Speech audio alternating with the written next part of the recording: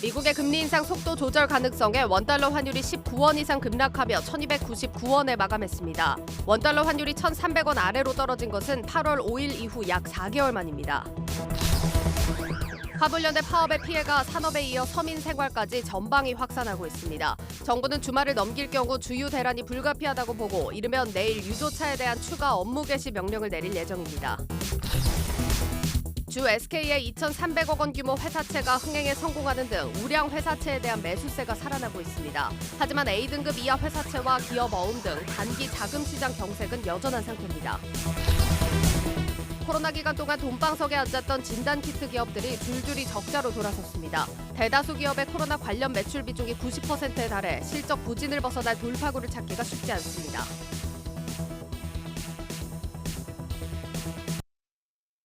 파월의 한마디에 환율이 하루 만에 20원 가까이 급락했습니다. 미 연준 의장을 전 세계 경제 대통령이라고 말하는 데는 다 이유가 있었습니다. 오늘 우리 시장에 나타난 이슈들 문영민 기자와 알아보겠습니다. 문 기자. 네, 오늘 우리 증시는 우리 아이들이 달라졌어요. 이렇게 요약을 할 수 있겠습니다. 예. 예상을 빗나간 파월의 발언이 있었고요. 또 완전히 달라진 중국의 태도 때문에 증시가 상승한 건데요. 우선 이 간밤 제롬 파월 연준 의장이 비둘기파적 발언과 또 이에 따른 피봇 기대감이 시장에 크게 작용을 했습니다. 파월 의장은 당장 이번 달부터 금리 인상 속도를 완화할 수 있다고 시사를 했는데요. 결국 미국 통화긴축 정책에 대한 우려가 다소 진정되면서 증시는 상승에 성공했습니다. 또 중국의 제로 코로나 완화 기대감 역시도 오늘 증시 상승 동력이 됐습니다. 중국은 어제 정저우시에 이어서 오늘 광저우시와 충칭 그리고 허베이성 일부 도시까지 방역 조치 해제에 나섰습니다. 제로 코로나 정책을 고집하던 중국이 불과 며칠 사이에 기존 태도를 빠르게 바꾸고 있는 건데요.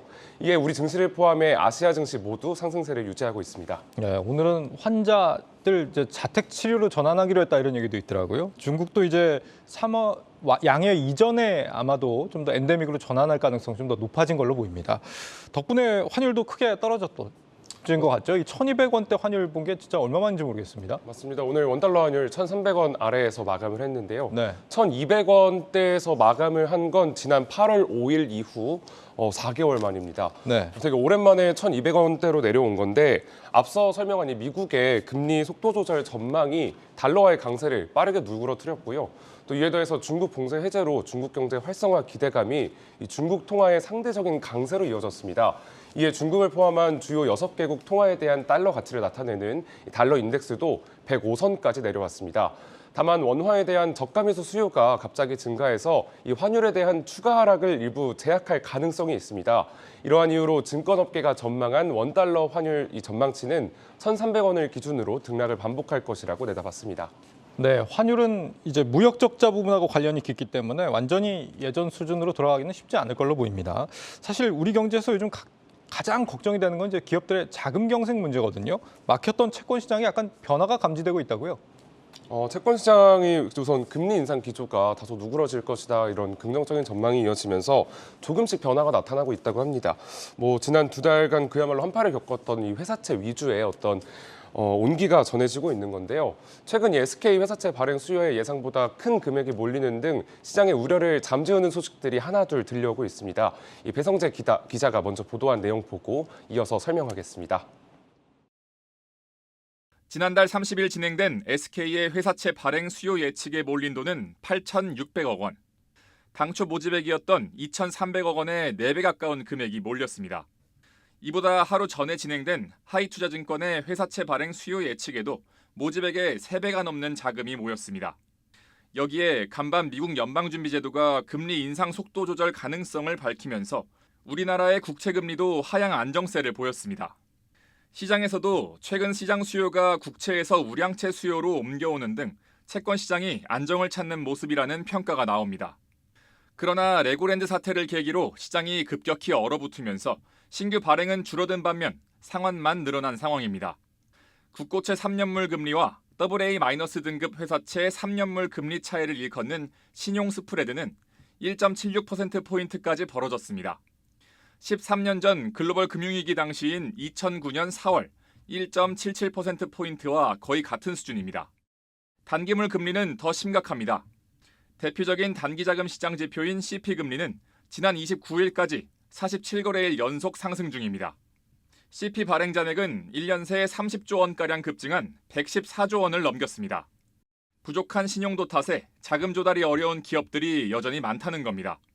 미국이 금리 인상 속도 조절을 시사한 가운데 일부 채권 시장에서는 이른바 리스크온 조짐이 보이고 있지만 아직 전체적인 상황은 한겨울을 벗어나지 못하고 있습니다. 한국경제TV 배성재입니다.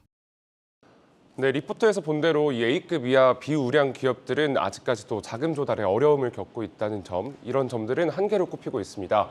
이 증권업계는 채권 시장 불안이 진정되고 있기는 하지만 단기 자금 시장의 가시적인 성과가 확인되기까지는 당분간 좀 시간이 필요하다 이렇게 평가했습니다. 네, 투자자들이 채권 투자를 안 하는 이유 중에는 이제 경기 침체에 대한 공포도 있기도 하거든요. 당분간은 좀 경계감을 갖고 지켜볼 필요가 있겠습니다. 12월이 되자마자 이렇게 시장에 훈풍이 부는데 지금 뜻밖의 산타랠리 올 수도 있다는 예상도 나온다고요? 맞습니다. 사실 어제까지 증권업계가 고수했던 태도는 산타랠리는 어렵다. 좀 이런 의견이었는데요. 네. 하지만 오늘 이 파월의 발언이 예상과 달리 좀 온화하게 나오자 산타랠리가 될 가능성이 있다 이런 의견들이 하나둘씩 나오고 있습니다. 특히 이번 달 중순까지 상승세가 이어질 가능성이 큽니다. 하지만 중순부터 이 국내외에서 발생하는 각종 이슈들이 변수인데요. 우선 미국 현지 시간 13일 11월 소비자 물가지수 CPI가 발표됩니다.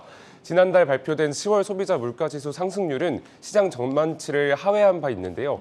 이번에도 시장 예상치를 밑돌고 또 지난달에 이어서 확실한 하락세를 보여준다면 국내외 증시 상승에 확실한 모멘텀이 될 전망입니다.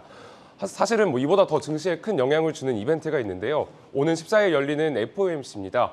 이 뒤에 이어지는 고 웨스트에서 조금 더 자세하게 다루겠지만 파월이 시사한 대로 빅스텝이 이뤄지고 또 내년부터 베이비 스텝을 밟을 가능성을 내비친다면 연말까지 산타랠리가 지속될 수 있습니다. 네, 기존하고 확실히 좀 다른 전망이긴 한데 글쎄 파월이 완전히 방향성을 선회한 건 아니거든요. 이 큰 기대를 안 하는 게 좋다는 평가들 과거에 좀 많았던 걸로 기억을 하는데. 맞습니다. 어떻습니까? 여러 근거가 있지만 가장 먼저 좀 근거 중에 하나로 꼽는 거는 한미 기준금리 차가 그래도 계속 큰 폭으로 벌어지고 있다. 사실 이게 가장 큰 문제입니다. 예.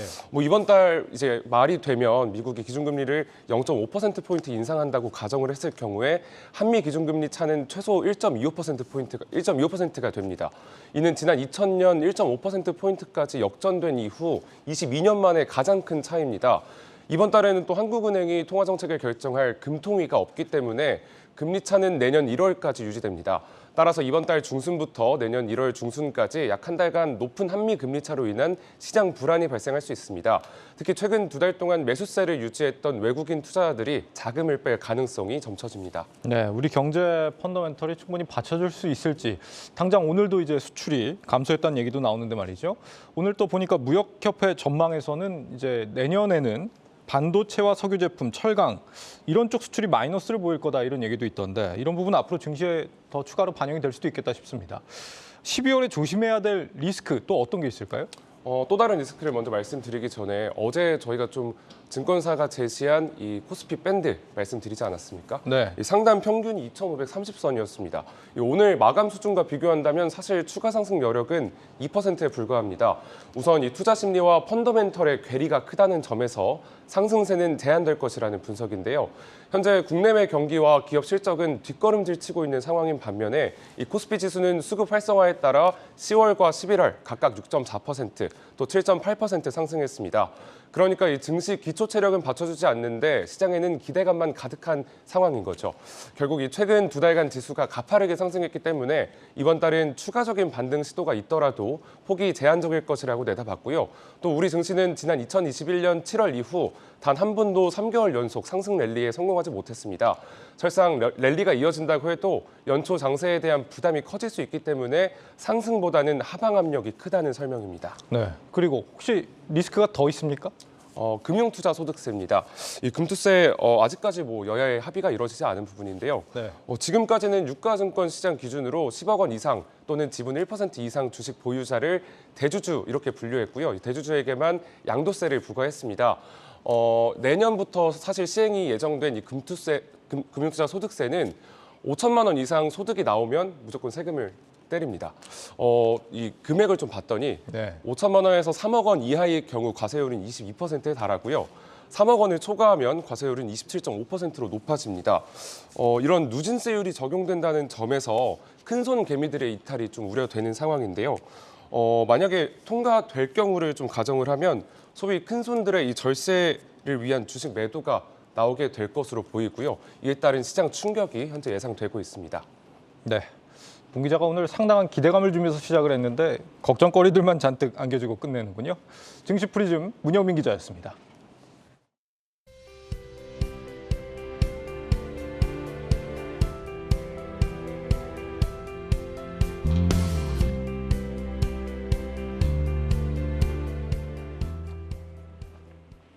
네, 우리 시장은 상승은 반가웠지만 상승 폭이 좀 아쉬웠습니다. 그런데 뉴욕 증시는 말 그대로 시원하게 올라줬습니다. 글로벌 콘텐츠부 조연 기자와 이슈 짚어보도록 하겠습니다.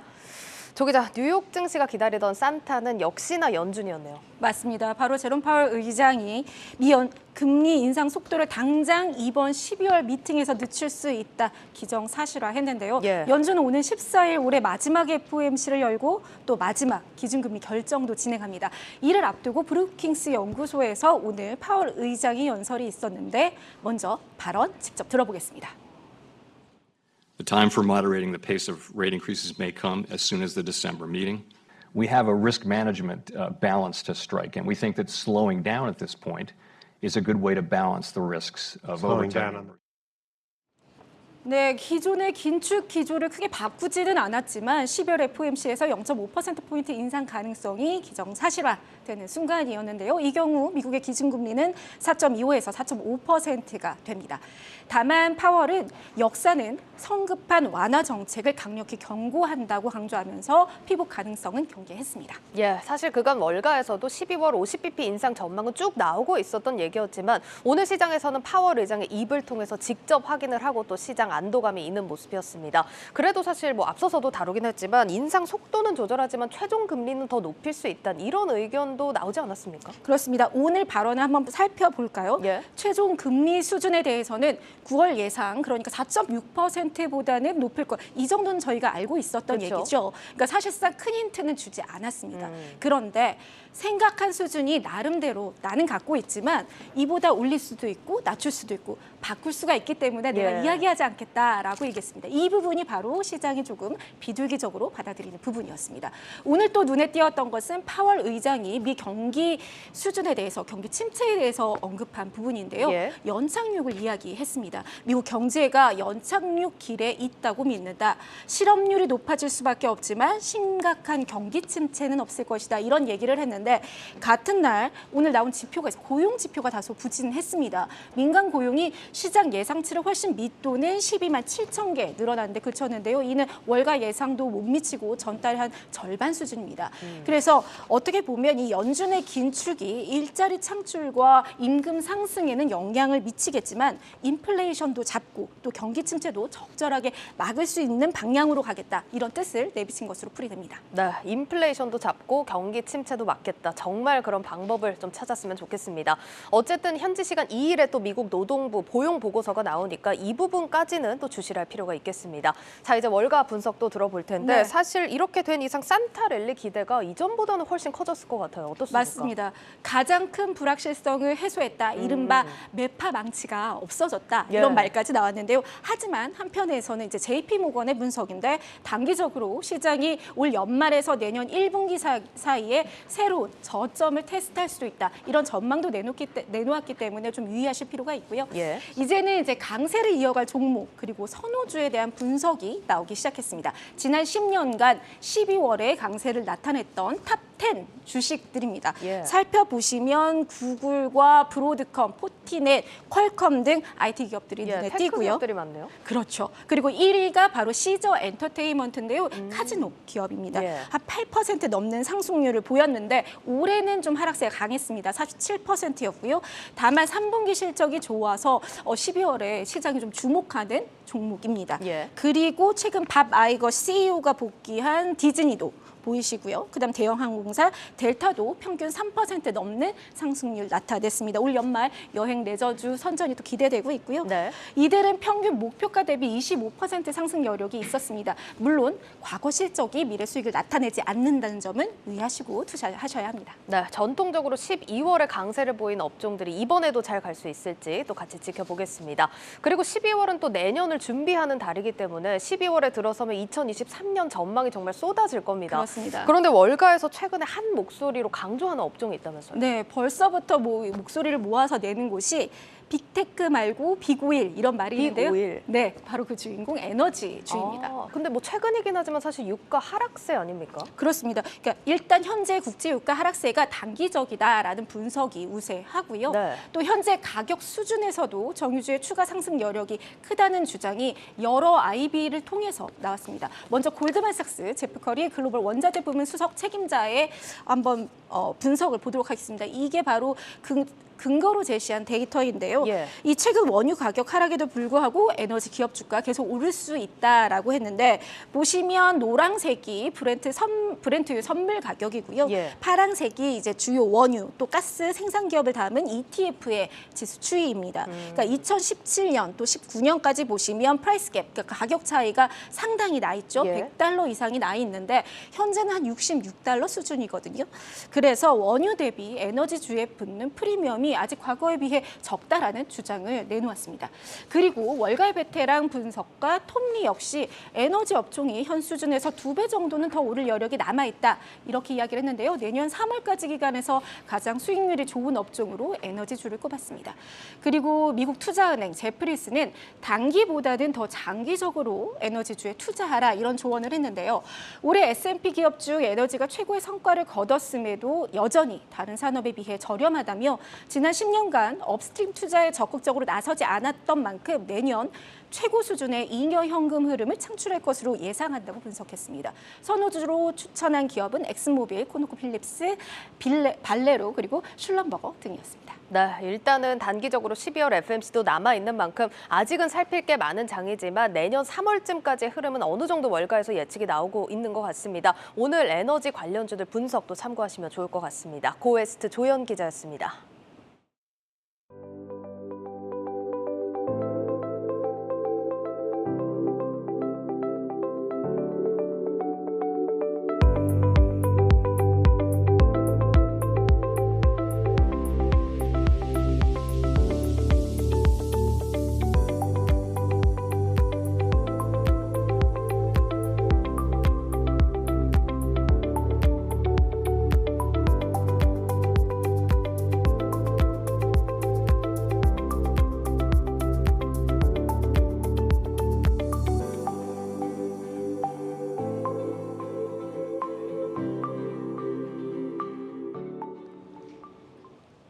화물연대 총파업이 일주일을 넘기면서 산업 현장 곳곳으로 피해가 확산하고 있습니다. 차 가지고 계신 분들 이대로면 이번 주말 기름이 없어서 야외로 못 나가는 사태가 빚어질 수도 있겠습니다. 산업부 이지호 기자 나와 있습니다. 이 기자, 이 시멘트 분야 업무 개시 명령 발동이 됐는데 상황이 지금 어떻습니까? 네, 맞습니다. 2004년에 업무 개시 명령이라는 게 도입된 이후로 18년 만에 처음으로 시멘트 업계에 적용이 된 상황인데요. 건설 현장의 피해가 가장 컸기 때문입니다. 그런데 당장 이 조치가 효력이 발생하기는 조금 힘든 구조입니다. 업무 개시 명령이 내려지자마자 정부가 명령서를 전달을 하는데요. 이게 실제의 종사자에게 가야 됩니다. 그런데 조합원들이 이 명령서를 회피하는 방식으로 대응을 하고 있습니다. 명령서를 받으면 다음 날 자정까지 업무에 복귀해야 형사처벌 등을 피할 수 있는데요. 주소지를 바꾸거나 또 휴대폰을 꺼놓는 식으로 아예 이걸 받지 않는 거죠. 국토부는 운송을 거부한 운송사 29곳에 대해서 업무 개시 명령서를 교부했고요. 9개사가 업무를 재개했거나 곧 재개할 예정이라고 합니다. 예, 뭐 명령서를 핸드폰으로 찍어서 정부에서 문자로 발송한 경우도 있었다고 하는데 이런 경우 또 효력이 있냐 없냐를 놓고 또 논쟁이 되고 있더라고요. 네. 건설 현장은 지금 셧다운 위기라고 하는데 여기는 어떤 상황입니까? 네, 일단 뭐 주택 건설 현장의 경우 벌써 전국적으로 200개 현장에서 공사가 좀 중단된 상황이고요. 예. 이번 주 중으로 128개 현장에서 추가적으로 공사가 멈출 것으로 예상을 하고 있습니다. 역대 최대 규모 재건축 사업인 둔촌주공 역시도 다음 주 공사가 셧다운될 위기에 몰렸는데요. 배선이나 창호 같은 대체 작업을 먼저 하고 있었지만 시멘트 유통이 막히면서 공사를 더 할 수 없게 된 겁니다. 공사가 지체되면 공사를 수행하는 축이 발주처에 물어야 하는 돈을 지체상금이라고 하는데요. 건설업계 관계자에게 물어보니까 이게 1일당 계약금의 0.1% 수준이라고 합니다. 둔촌주공 공사비가 3조 정도인데 단순하게 계산을 해보면 하루 30억 원을 물어야 하는 셈입니다. 예. 건설사의 피해는 협력업체 그리고 일용직 건설 근로자까지 이어질 수 있는데요. 현장의 이야기를 직접 들어보시죠. 주 인원이 골조 공사거든요. 주 작업 근로자가. 그래서 지금 현재 상태도 인원수가 한 3분의 1 정도가 지금 현재 빠져 있는 상태고 다음 주가 되면 3분의 2 이상이 할 수 없이 작업량이 줄어서 그렇게 안 된다. 네, 공기를 맞추기 위해서 서둘러 공사를 하다 보면 안전 문제도 불거질 수 있기 때문에 더 큰 피해도 예상되는 상황입니다. 네. 자, 공사 현장은 그렇고 주유소들도 지금 품절 사태가 확산되고 있는 상황이죠. 네, 맞습니다. 건설 현장 다음으로 문제가 되는 게 말씀하셨던 이 주유소인데요. 파업을 대비해서 저장고를 미리 채우면서 대비를 했지만 회전율이 높은 곳들은 재고가 빠르게 줄고 있고요. 기름을 못 구할까 걱정하는 시민들의 패닉 바잉까지 이어지면서 재고 소진을 부채질하고 있습니다. 자동차 업계에서는 로드 탁송 불안감까지 퍼지고 있는데요. 관련된 내용은 신재근 기자가 보도합니다. 기아 수출용 차량이라고 적힌 팻말을 든 사람들이 줄지어 어디론가 이동합니다. 화물연대 파업으로 탁송 업무가 마비되다시피 하면서 기아 광명 공장에서 출하장까지 직접 신차를 몰고 가는 로드 탁송을 하러 가는 인력들입니다. 신차를 운송할 캐리어에 싣지 않고 직접 차를 몰아 탁송을 하기 때문에 소비자들은 주행거리 100km 가까운 신차 아닌 신차를 인도받는 상황입니다. 로드 탁송에 거부감을 갖는 소비자들은 직접 공장으로 발걸음을 하기도 합니다. 급기야 경북 경산에서 경기도 광명까지 차를 받으러 온 소비자도 있습니다. 신차다 보니까 다른 분이 운전하시는 거를 별로 판단치가 않더라고요. 신차를 사는데 다른 분이 운전해서 300km를 타고 오면 그게 중고차나 다름이 없다라고 저는 느끼거든요. 유조차 운송 거부가 장기화되면서 휘발유 공급도 심각한 차질을 빚고 있습니다. 휘발유와 경유 등 제품이 바닥난 품절 주유소도 속출하고 있습니다. 그전에는 없었고요. 이번이 처음이랬어요. 어제 오전에 이제 일반 휘발유가 이제 품절이 돼서 못 팔고 있고. 전국적으로 유류 재고가 다 떨어진 주유소는 총 49곳으로 하루 만에 2배 가까이 늘었습니다. 현재 남아있는 전국 주유소 재고는 많아봐야 어제 기준 열흘 남짓에 불과합니다. 특히 수도권의 경우 재고는 2, 3일에 불과해 이 상태로 주말을 넘길 경우 심각한 상황에 직면할 수 있습니다. 화물연대 파업의 피해가 산업에 이어 서민 생활로 전방위 확산하고 있습니다. 한국경제TV 신재근입니다. 네, 이용자들의 로드 탁송 거부감 앞서 리포트에서 확인을 하셨습니다. 자료를 좀 준비했는데요. 이번 파업 사태로 수요가 늘면서 운전면허증만 있으면 된다라는 이 로드 탁송 아르바이트 모집이 빗발치고 있습니다. 네. 또 온라인에서는 로드 탁송 사고 목격담 등도 올라오면서 불안감이 커지고 있는데요. 주행 시 혹시 모를 사고가 발생했을 경우에 보상에 대한 규정이 없어서 우려가 더욱더 큰 상황입니다. 이 바퀴 달린 자동차를 운송하는 건 그래도 저런 식으로라도 가능은 하니까 다른 산업에 비해서는 양반이 아닌가 싶기도 한데 네. 주유소 기름이 떨어지면 이제 저것도 못하게 되는 거 아닙니까? 맞습니다. 걱정이 됩니다. 정부는 더 강경 모드로 간다면서요? 네, 맞습니다. 이 화물연대 총파업이 좀 일주일 넘게 이어지면서 산업 피해가 벌써 1조 원을 넘어선 상황입니다. 매일매일 천문학적 수치로 피해가 불어나고 있는데요. 건설 현장의 공기 지연과 또 안전사고에 대한 불안, 기름 대란의 로드 탁송 걱정까지 더해지고 있는 가운데 정부는 시멘트 운수 종사자에게 내려진 업무 개시 명령을 정유나 또 철강 분야로 확대하는 방안을 검토 중입니다. 추가 업무 개시 명령을 발동하기 위한 임시 국무회의가 이르면 내일 열릴 가능성도 있는데요. 특히 수도권에서부터 기름이 바닥나는 주유 대란 조짐이 나타나고 있습니다. 이대로 주말을 넘기게 되면 대혼란이 예상됩니다. 또 앞서 말씀드린 것처럼 정부는 조합원들이 명령서를 계속해서 피하는 것에 대응해서 공시 송달도 검토 중입니다. 관보나 코로나 일간지 등의 명령서 내용을 일정 기간 게재를 하게 되면 당사자에게 직접 전달한 것으로 간주하게 하는 제도인데요. 보통 14일간 공시를 하지만 급한 상황이기 때문에 3일 후에 효력이 발생하도록 한다는 방침입니다. 네, 진짜 피해 규모가 1조라고 한다면 그냥 차주들한테 운임으로 줘도 남을 정도인데 말이죠. 이 불법 파업 뿌리 뽑겠다는 게 정부의 의지지만 이 싸움의 끝에 과연 승자가 있을지 의문이 듭니다. 이지호 기자였습니다.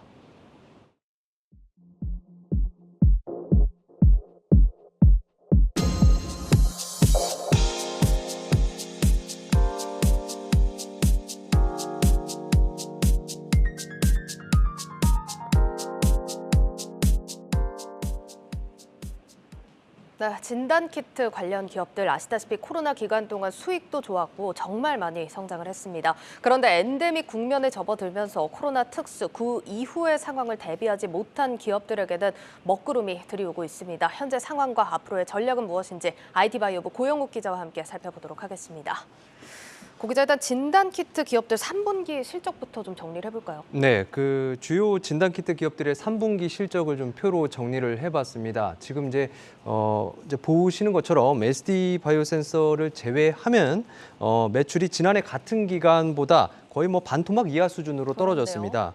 그리고 또 이제 영업이익 같은 경우에는 적자로 돌아선 기업도 많습니다. 심지어 이제 시젠마저 3분기 영업 손실입니다. 이게 팔리지 않고 남은 재고 금액을 충당금으로 반영을 했기 때문인데요. 업계에서는 이제 엔데믹, 그러니까 뭐 이제 코로나에 대한 경각심이 떨어지면서 진단 수요가 급감한 영향이라고 설명했습니다. 이 업계 순위도 이제 요동을 쳤는데 뭐 SD 바이오센서와 CGN을 제외하면 이제 코로나19 진단 키트의 의존도가 높았던 회사일수록 매출 순위가 크게 떨어졌습니다. 그런데 사실 아쉬운 점은 엔데믹은 예상이 되는 상황이었는데 이게 실적 방어는 잘 안 되는 모양인가 봐요. 맞습니다. 그 뭐 이들 기업의 이제 매출을 보면 코로나와 관련된 매출 비중이 90% 이상입니다. 사실 근데 그럼에도 불구하고 이제 매출 구조를 쉽게 바꿀 수 없는 상황입니다. 이게 왜냐하면 기존 비즈니스 모델대로라면 이제 진단기기를 먼저 보급해 놓고 당뇨라든지 아니면 알레르기 검사를 한다든지 이런 식으로 이제 진단 카트리지를 팔아야 합니다. 그런데 그 기기 보급은 뭐 네트워크 싸움인데요. 뭐 로슈나 에보트 같은 글로벌 기업들의 장벽이 높은 상황입니다. 상황 이해는 하지만 사실 지금 제일 불안한 건 주주들일 것 같습니다. 지금 이 주주들과 소송이 걸린 회사도 있지 않습니까? 맞습니다. 지금 경영권 분쟁 발생한 그런 기업, 대표적으로 이제 휴마시스가 있습니다. 그 최근 소액주주 몇 명이 연대를 해서 지분 5%를 넘게 확보를 했습니다. 경영권 참여를 목적으로 임시주주총회를 열게 해달라고 지금 이제 법원에 소송을 냈는데요. 오는 13일이 재판이 열리는 날입니다. 현재 이제 경영진이 주주 가치 제고를 위해서 노력하지 않는다는 게 이제 그런 이유로 지금 하고 있는 건데 차정학 대표와 특수관계인 지분을 합쳐도 현재 8% 안팎에 불과합니다. 이제 회사 측은 이제 3분기 영업도 이제 손실을 냈는데 이렇게 안팎으로 사정이 어려워서 4분기 실적도 장담할 수 없다는 입장입니다. 알겠습니다. 자, 그리고 오늘 한 가지 더 다뤄볼 사안이 SD 바이오센서 또 소식이 전해졌습니다. 지금 특별 세무조사에 들어간다 이런 소식이 전해졌는데 이게 정기 세무조사가 아니라 비정기 세무조사더라고요. 어떤 상황입니까 지금? 맞습니다. 지금 이제 그 중부지방국세청이 SD 바이오센서의 특별 세무조사에 착수를 했습니다. 지금 조사 1국이 담당하는 것으로 알려졌고요. 뭐 회사 측에 확인을 해보니 뭐 특별한 사유가 있는 것은 아니라는 입장을 전해왔습니다. 이제 SD 바이오센서 지금 이제 관계사 바이오노트를 상장을 지금 연내 추진을 하고 있거든요. 바이오노트가 이제 어떤 회사냐면 이제 동물 진단 업체로 이제 그 조영식 SD 바이오센서 회장의 특수관계인 지분을 합했을 때 70%가 넘는 사실상 이제 개인 회사라고 보면 될 것 같습니다. 알겠습니다. 바이오노트 상장이 또 맞물려 있는 만큼 좀 민감한 사안일 수 있겠다 싶습니다. 어쨌든 휴마시스 관련해서는 13일 재판 결과 나오는 거 조금 지켜봐야 할 것 같고요. SD 바이오센서도 구체적인 사안 전해지는 거 좀 기다려볼 필요가 있을 것 같습니다. 자, 이렇게 진단키트 업체가 처한 상황들 현재 상황 짚어보고 있는데 정부가 이번 겨울에 하루 최대 20만 명의 코로나 확진자가 나올 거다 이렇게 또 예상을 하긴 했습니다. 이런 부분들이 사실 업계 실적 반등의 열쇠가 될 수 있지 않을까 하는 기대감도 생길 것 같은데 어떻습니까? 맞습니다. 지금 뭐 중국도 계속해서 코로나 확진자 수가 늘어나고 그렇죠. 있는 상황이고 예. 그래서 이제 업계에다가 물어봤습니다. 이렇게 반등이 나올 수 있는 거 아니냐. 그랬더니 이제 많은 기업들이 회의적인 반응을 내놨습니다. 왜냐하면 이제 이미 3분기 실적이 크게 줄어버려서 확진자가 늘어난다고 해도 연간으로 했을 때 올해 실적이 지난해보다는 못할 거라는 겁니다. 또 이제 증권가에서 내놓은 실적 컨센서스를 봐도 그렇습니다. 그 3분기 실적에 선방한 SD바이오센서 정도만 지금 이제 지난해와 비슷한 수준을 유지할 것으로 보고 있고요. CJ는 지난해 대비 매출은 마이너스 35%, 영업이익은 마이너스 67%가 예상되는 상황입니다. 예, 사실상 확진자 증가가 해결책이 되진 않을 거다라는 건데 그러면 돌파구 마련은 어떻게 하고 있는지 궁금합니다. 그냥 손 놓고 있진 않을 것 같은데요. 맞습니다. 그 지금 이제 한참 내년도 사업 계획을 마련하고 있는 시기거든요. 예. 그래서 이제 코로나 매출 의존도를 낮추고 또 미국 진출로 승부를 보겠다는 기업이 많았습니다. SD바이오센서의 경우에는 앞서 이제 메리디언 인수 계약을 마친 이후에 또 다른 이제 그 인수 대상 기업을 물색하고 있는 상황인데요. 그동안 이제 벌어둔 돈이 많은 그런 만큼 업계에서는 M&A가 뭐 사실상 상시 고려 대상입니다. 지금 이제 랩지노미스도 지금 M&A가 임박을 했는데요. 예. 미국에 있는 표준 인증 연구소 클리알랩이라고 하는데 이걸 이제 인수를 추진을 하고 있습니다. 쉽게 말하면 이제 미국 FDA 승인이 없이도 제품을 보급할 수 있는 창구인데요. 예. 현재 이제 실사 단계로 내년 2월까지 인수를 마무리 짓겠다는 목표고요. 인수 금액은 500억 원 가량입니다.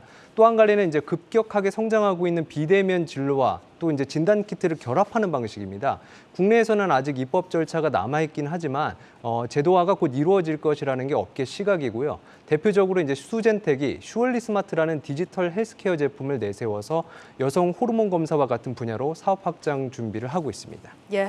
그동안 벌어둔 돈을 어떻게 쓸지에 따라서 또 생존 여부도 달라질 것 같습니다. IT 바이오부 고영욱 기자였습니다.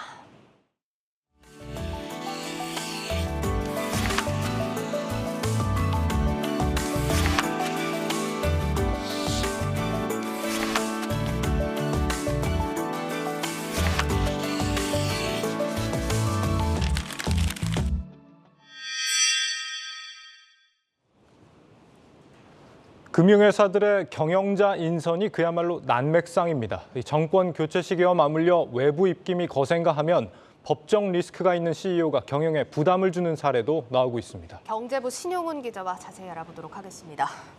신 기자, 금융회사 수장들 차기 인선 움직임 아주 활발하다고요? 맞습니다. 최근 신한금융주주가 회추위 열고서 후보를 3명으로 압축을 했습니다. 앞으로 NH농협금융하고 또 우리금융 등 주요 금융지주들도 회추위 결과가 나올 예정인데요. 예. NH농협은 11월 14일 지난달이었죠. 임원 후보 추천위원회를 가동했습니다.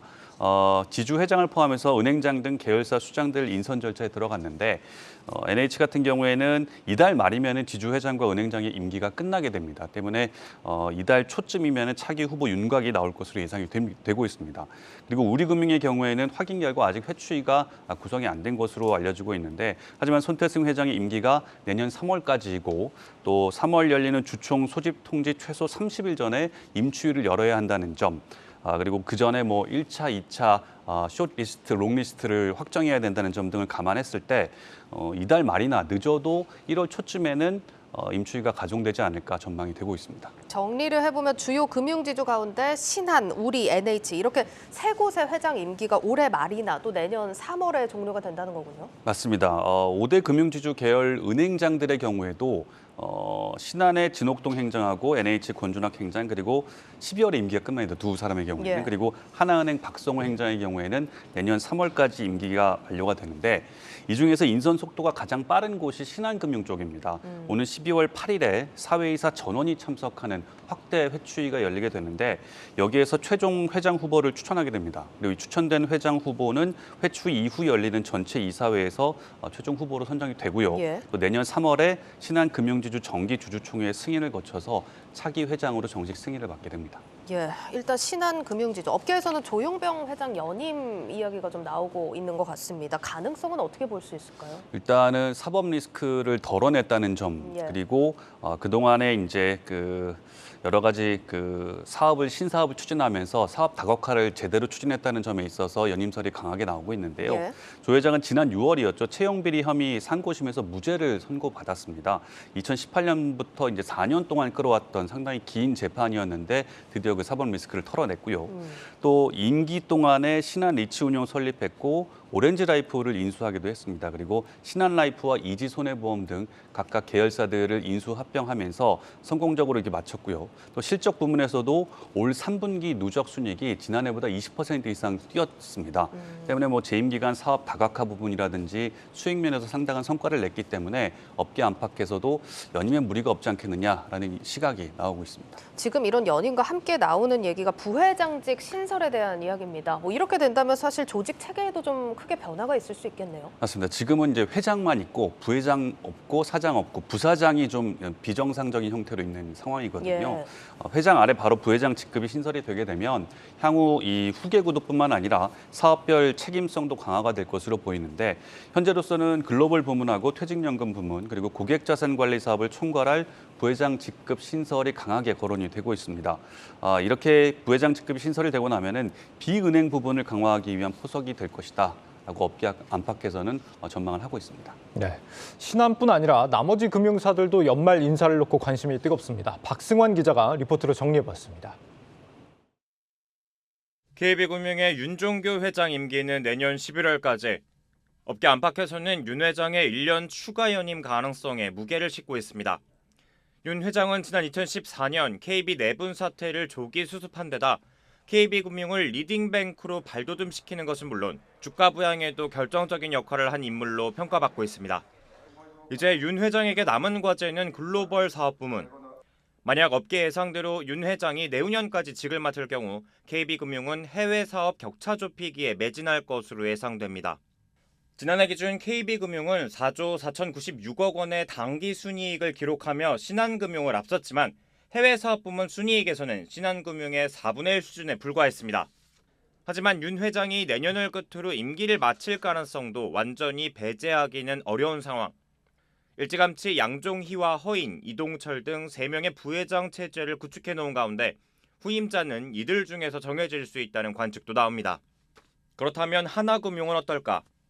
올해 3월 취임한 하명주 회장은 취임 후 첫 사장단 인사를 앞두고 있는데 우선 내년 3월 임기 만료를 앞두고 있는 박성우 하나은행장은 안정적인 실적 성장세로 무리 없이 연임할 것이란 관측에 무게가 실립니다.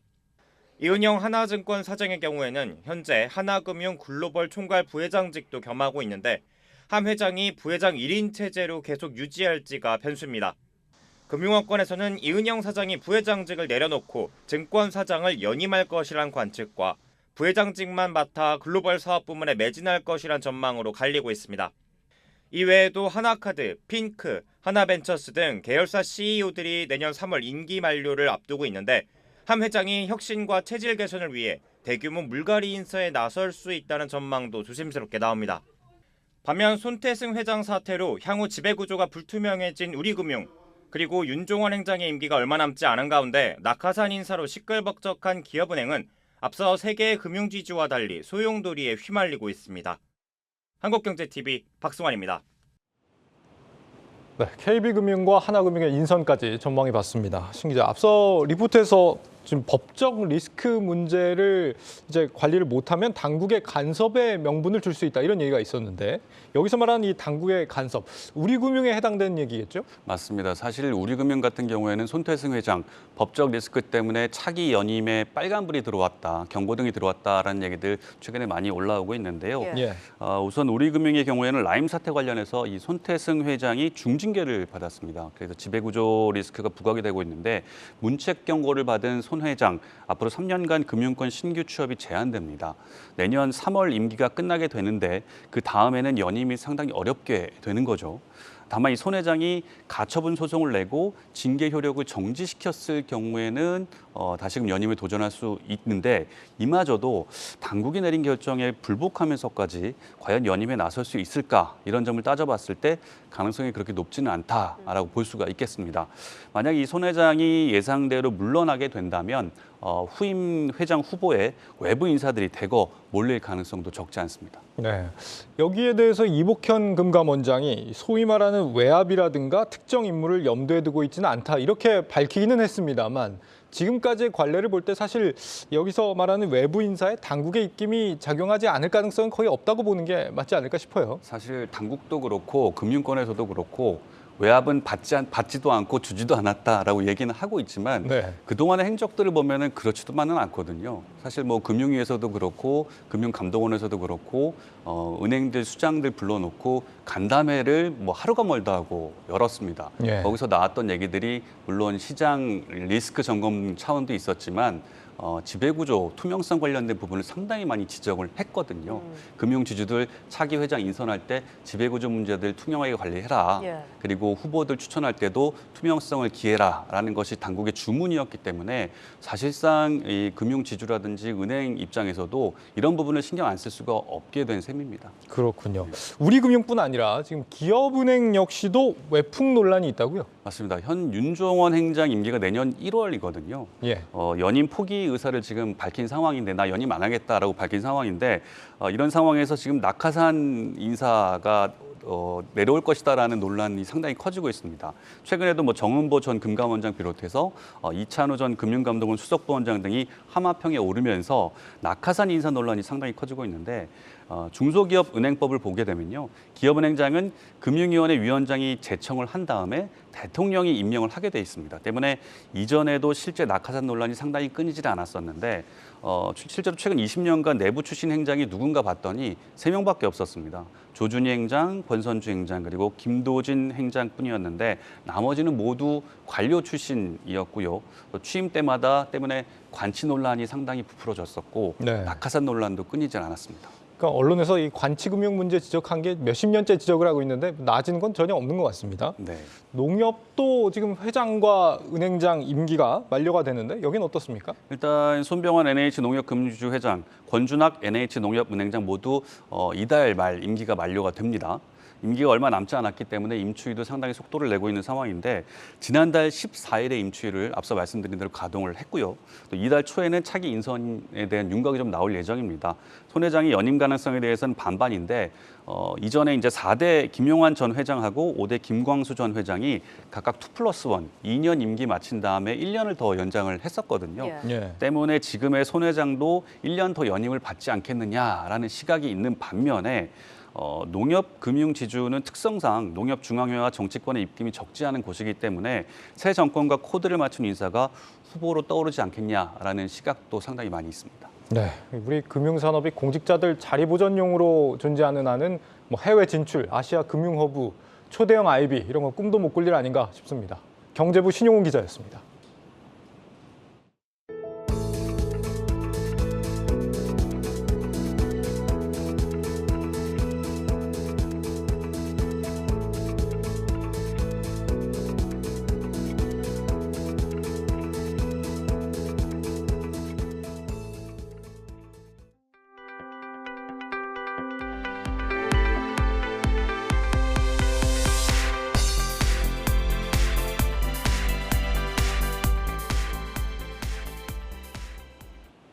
유영상 SK텔레콤 최고 경영자가 SK브로드밴드 대표를 같이 맡습니다.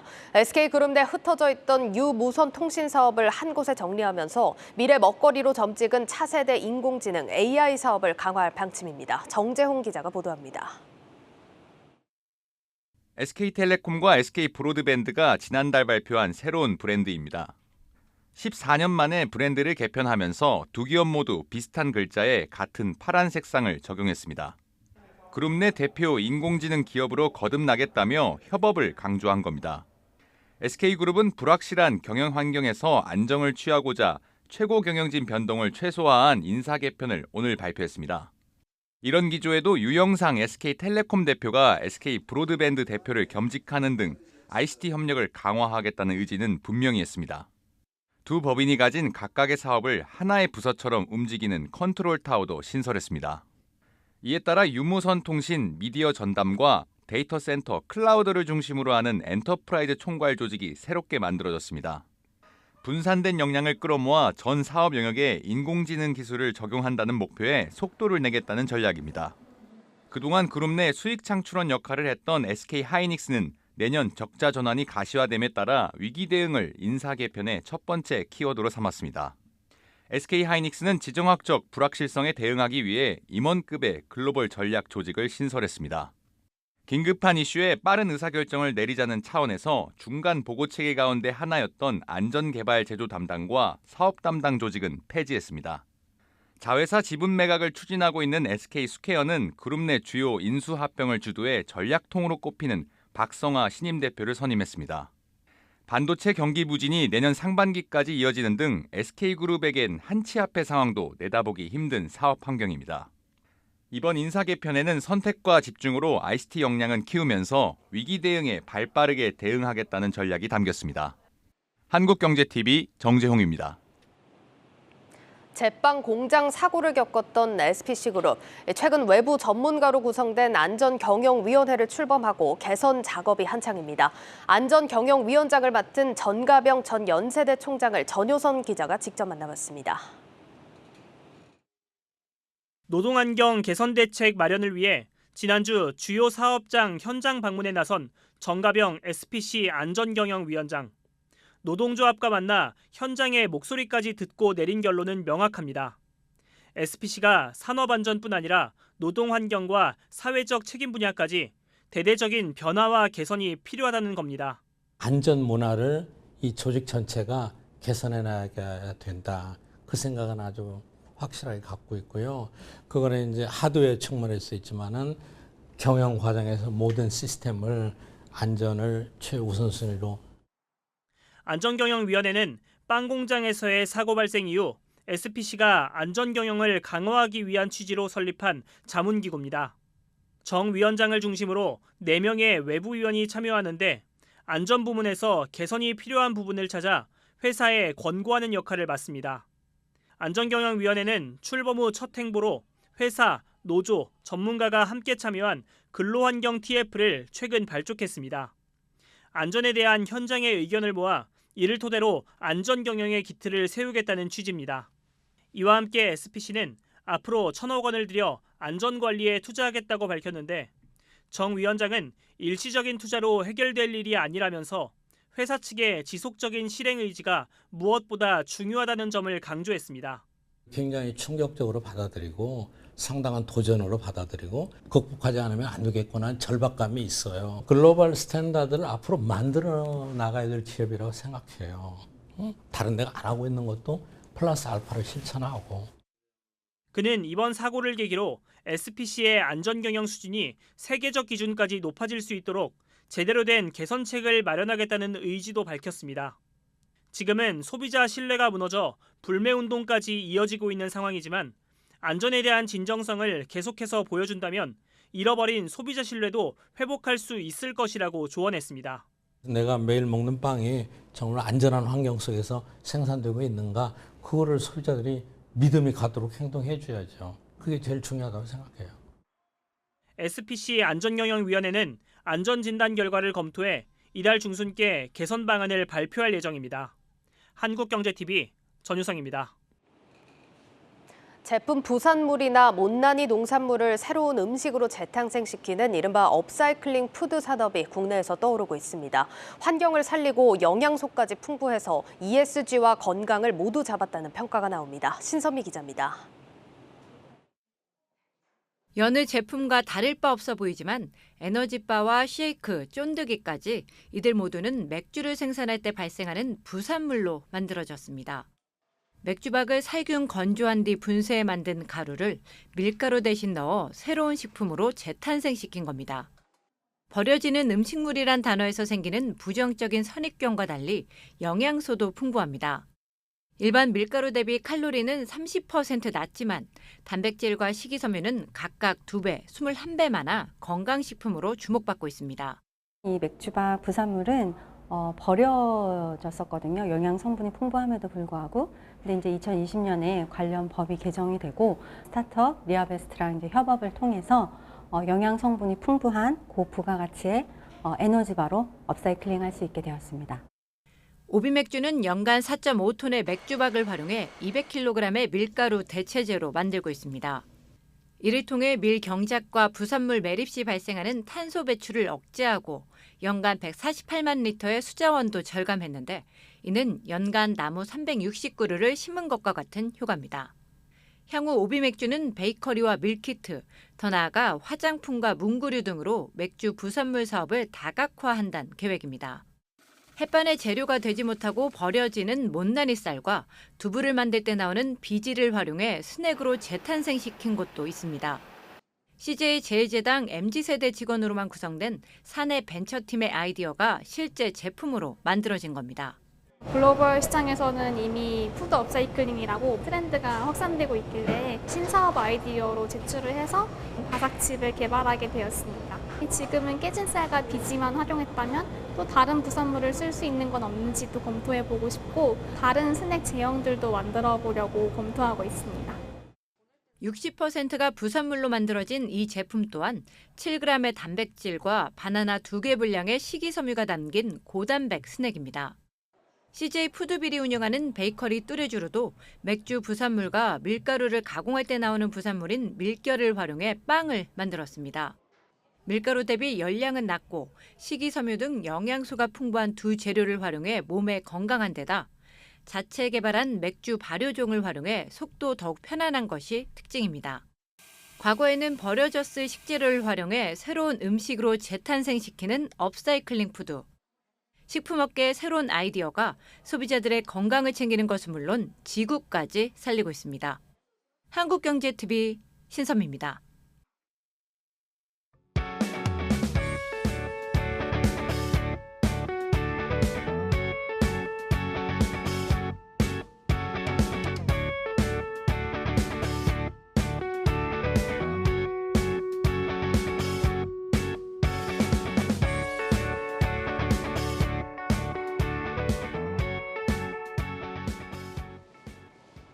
내일자 한국경제신문 미리 살펴봅니다. 첫 번째 기사입니다.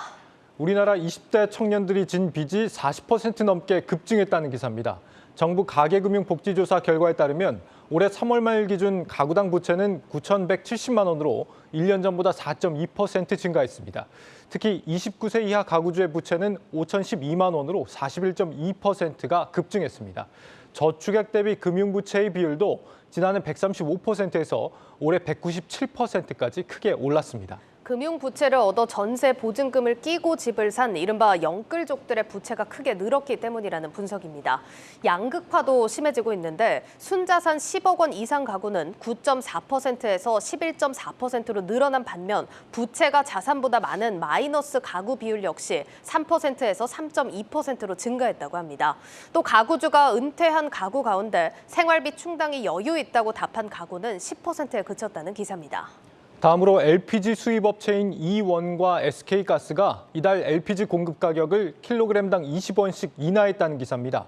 8개월째 하락세인데 이 정부를 의식해 눈치 보기에 나섰다는 분석이 나온다고 합니다.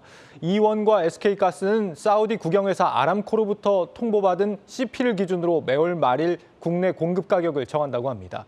아람코는 11월 CP 가격을 전달보다 50원 올렸는데 다시 말해 국내 공급 가격도 인상이나 동결 여지가 컸다는 뜻입니다. 당초 SK가스는 LPG 가격을 동결한다고 통보했다가 이원이 20원 인하를 발표하자 다시 20원 인하로 통보 내용을 바꿨다고 합니다.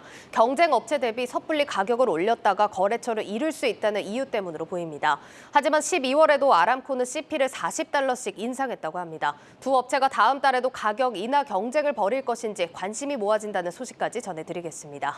뉴스플러스를 마치겠습니다. 여러분 고맙습니다.